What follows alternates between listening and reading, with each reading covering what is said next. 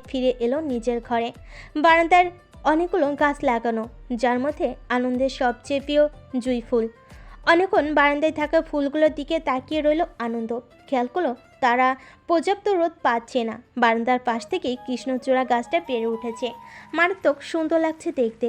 তবে কৃষ্ণচূড়া গাছটি তার এই সৌন্দর্যের বদলে কেড়ে নিচ্ছে বারান্দায় থাকা টবের গাছগুলোর সৌন্দর্য। ফুলগুলো যথাযথভাবে বেড়ে উঠছে না, বড় গাছটির ছায়ে ঢেকে আছে তারা।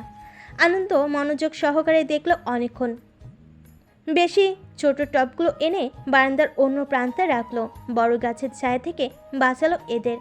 এর দ্বারা অন্য একটা বিষয় যেন প্রকাশ পেল। অন্যের ছায়ে থাকা সর্বদা নিজের জন্য কল্যাণকরও নাও হতে পারে। অনেক ভাবনা চিন্তার পর নিজের কম্পিউটারের সামনে এসে বসলো আনন্দ। গুগল ড্রাইভে কিছু নোটস রেডি করা আছে। মেল, পাসওয়ার্ড সবই ভুলে গেছিল আনন্দ, তাই সেগুলো কালেক্ট করাও বাড়িতে আসার আরেকটা কারণ, যদিও সেটা কাউকে বলা হয়নি, বলবও না। অন্যদিকে আনন্দ নিজের ঘরে যেতেই অন্তিক হাততালি দিতে দিতে ধারার পাশে এসে বসলো।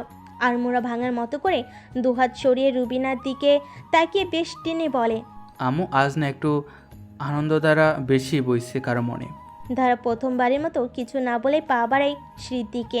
অন্তিক পিছন থেকেই বলে ওঠে, নাচতে যাচ্ছিস ঘরে, এটা ভেবে